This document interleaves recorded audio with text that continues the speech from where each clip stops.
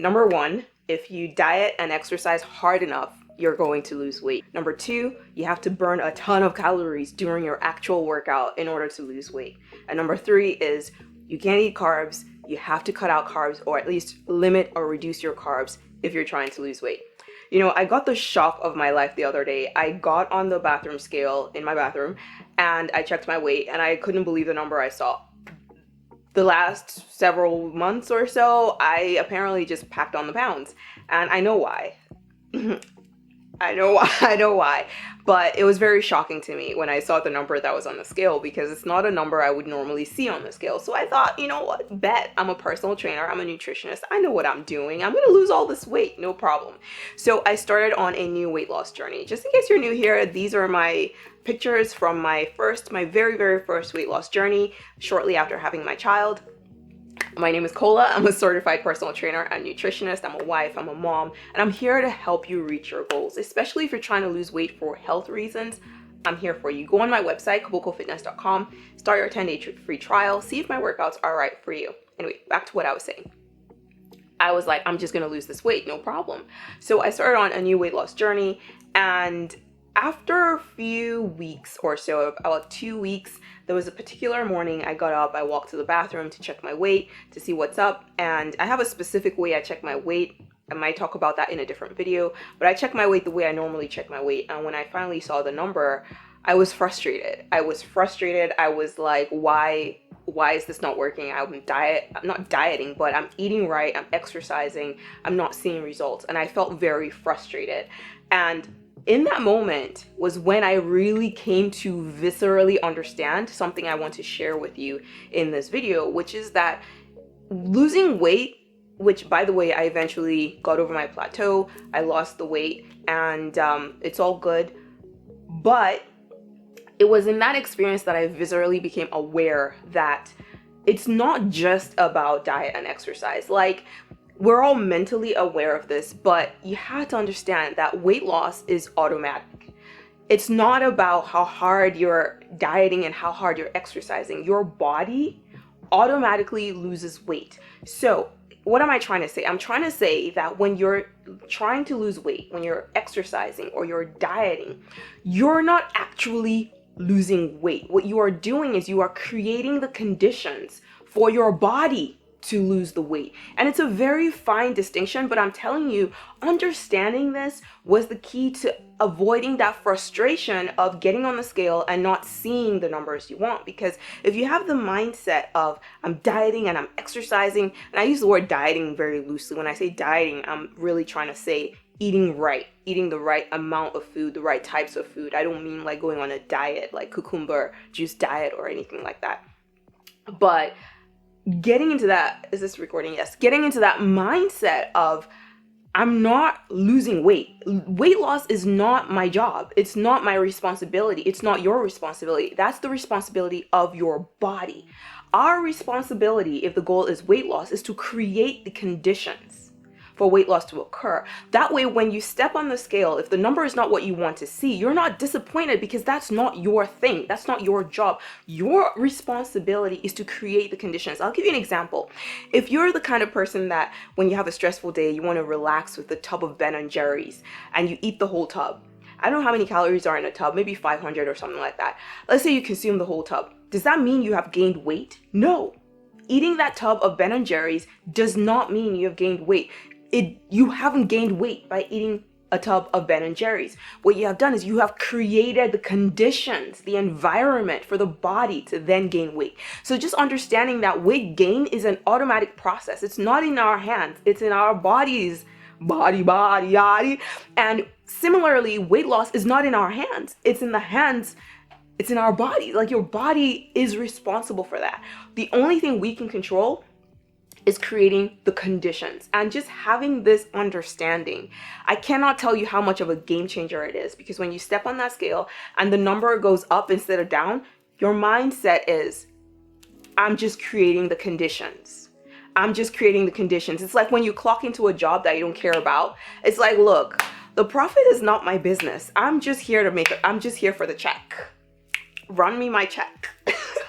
So that's number one, understanding that try not to fall into the mindset of, if I diet hard enough and I exercise hard enough, I'll lose weight. Understand that, so to make sure it's recording, understand that you're dieting and you're exercising to create the conditions for weight loss. The actual weight loss is not your responsibility. It's not in your control. It's not something you're doing. So just be diligent and be faithful in creating the conditions. Sometimes you will create the conditions and your body won't lose weight.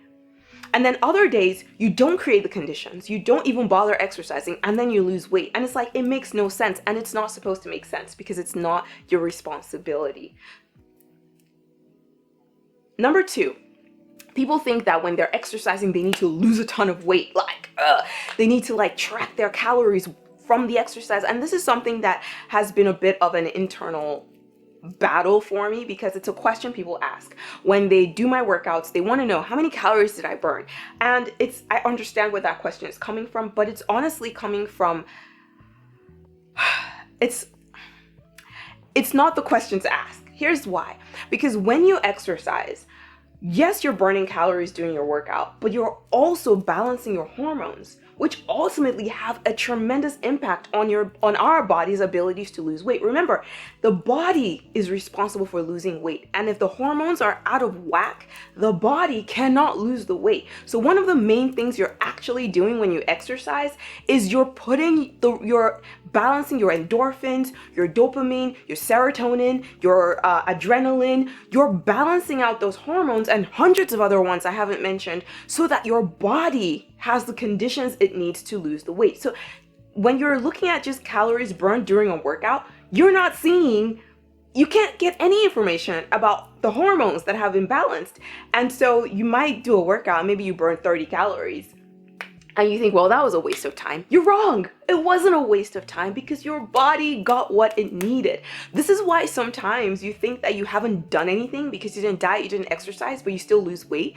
Because maybe you didn't diet, you didn't exercise, but maybe you spent some time laughing, or you spent some time taking a nap, or you just stopped worrying. Those things balance the hormones just like exercise. And this is the thing that we really need to understand. So it's not that the calories during your workout are irrelevant, but they kind of are irrelevant, actually. So that's one thing that calories can't tell you if you're looking at just calories burned during the actual workout. I'm looking this way just to make sure it's recording. And then the other thing that calories burned during the workout wouldn't tell you is how much muscle you're building, how much stronger your muscles are getting. And something that we don't understand, a lot of us, is when the muscles are strengthened during a workout, when they are getting built and strained during a workout, those muscles are consuming energy. So you may not see the calories burnt during the workout, but after the workout, when the body is recovering from the exertion of that exercise, it's burning calories. So this is why sometimes, again, you might skip a day and see results, and then you work hard and you don't see results. It's not in our hands. It's in our body. I don't know why I keep doing that. So that's something very, very important to understand. So don't fall into the myth that it's all about the number of calories you're burning during the workout. This is why I always say there's no such thing as a bad workout. If you did the workout, it counts. It's balancing your hormones. It's building your muscles. No, you can't see it in your actual calories burnt during the workout. But if you're the kind of person that needs evidence, if you're like me, you need proof, man. I'm not gonna be out here working out with nothing to show for it. I get it. You can actually see some of that, not all of it, is to look at your resting calorie expenditure. If you use an iPhone, go into the health app, go into resting energy, and see if that number is going up. If that number is going up, you know that your workout is burning calories even after the workout itself. So anyways, that's all I want to say on that. The third one is you can't eat carbs, or you have to eat low carb. Here's the thing. Different people's bodies handle carbs differently. For some people, especially if you're a hyperactive thinker, if you're a hyperactive person physically, you might not be able to do the whole low carb thing. Does that mean you can't lose weight because you can't do low carb? No. If you remember back in the 90s, low fat was all the craze. That was how people were losing weight in the 90s. Now in the 2000s, the way to lose weight is low carb. in the 3000s. It might be, I don't know, something else. So the point is, carbs and fat are energy sources for the body. The main thing that we need to understand is, just if you're trying to lose weight, avoid combining carbs and fat. So you got to pick one, basically, is what I'm trying to say. Are you going to do low carb, or are you going to do low fat? Because regardless of what you do want to have a consistent amount of protein in your diet. The recommended amount is 20% of your daily calories at minimum coming from protein. You can do more than that if you want to, but try to have that minimum. I like having 20% most of the time be protein, and about 60% be carbs and 20% be fat, because I like carbs. I'm not even gonna front. I like carbs. I've tried keto. I've tried low carb. I was miserable. I was sad. I didn't like who I was without carbs. I like rice, okay? But that's just what works for me. For other people, low carb is the way to go. So you have to experiment. But the main thing to understand is that carbs are not the devil. Carbs are not bad. Let me just qualify that by saying, when I'm talking about carbs, I'm not talking about donuts. I'm not talking about ice cream. I'm not talking about sweets and candy. I'm talking about whole grain brown rice. I'm talking about rolled oats, gluten-free preferably. I'm talking about what else? What else is bananas, fruits, vegetables, stuff like that. That's what I'm talking about. So when I'm talking about carbs, I'm not talking about like pizza and spaghetti and things like that, which those things are okay in moderation. It's just that they tend to combine carbs and fat, which is the thing you're actually trying to avoid. So when people say, oh, go low carb or low fat, what they're doing is they're just trying to dumb it down for you, as if you can't understand.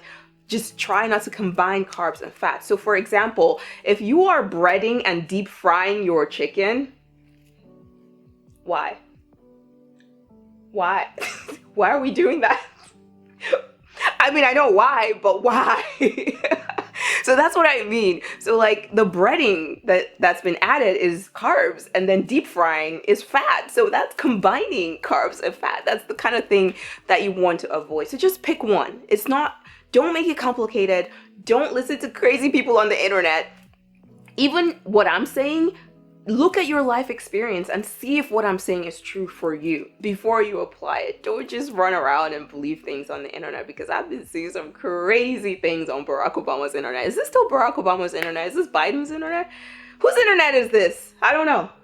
Anyways, so let me give you some more practical things you could do. Another practical thing you can do, instead of believing these lies that get you nowhere, is, if this thing is not recording, I'm gonna be so upset. Another practical thing you can do is avoid drinking your calories. This is very, very, very important. This means avoid the sodas, avoid the sugary iced teas. Just, let me tell you, I used to be a person that used to drink Mountain Dew like it was water.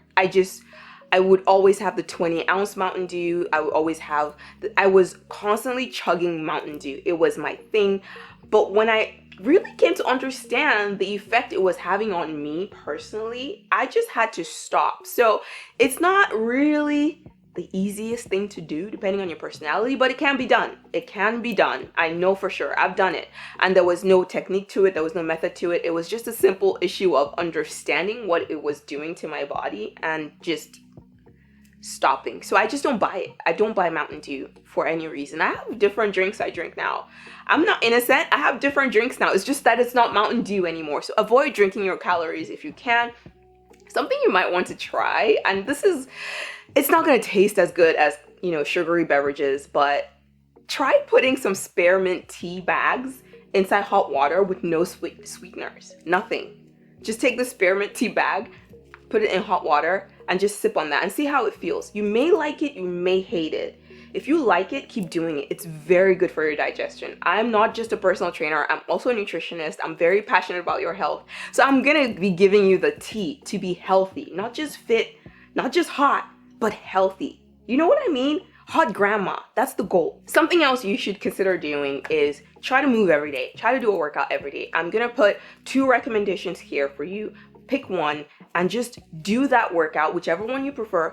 Do it every single day. It will help you lose weight. And finally, I want you to write this down.